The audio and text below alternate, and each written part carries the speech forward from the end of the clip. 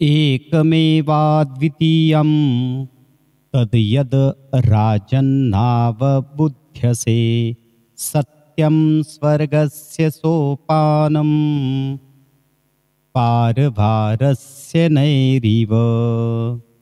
अर्थात जहाजात बसूनच समुद्र पार करता येतो, त्याचप्रमाणे सत्याच्या पायऱ्या चढूनच स्वर्ग गाठता येतो. ही गोष्ट समजून घेण्याचा आपण सर्वांनी प्रयत्न करावा. विदुर नीती. अतिथि देवो भवः अर्थात हमारे घर में जो आने वाला अतिथि रहता है, मेहमान रहता है, वो देवों के समान रहता है.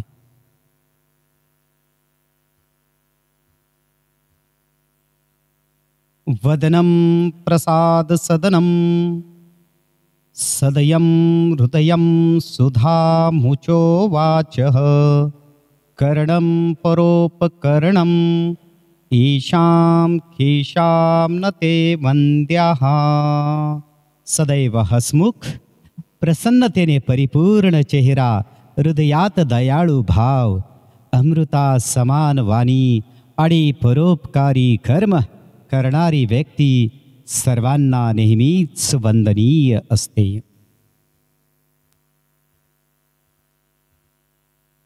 दानानां च समस्तानां चत्वार्येतानि भूतले श्रेष्ठानि कन्या गो भूमि विद्या दानानि सर्वदा. या भूतलावर सर्व दानामध्ये कन्यादान, गोदान, भूदान आणि विद्यादान हे सर्वश्रेष्ठ मानले जाते. धैर्य धनाः हि साधवः. सज्जन व्यक्तीसाठी धैर्य हेच सगळ्यात मोठे धन असते.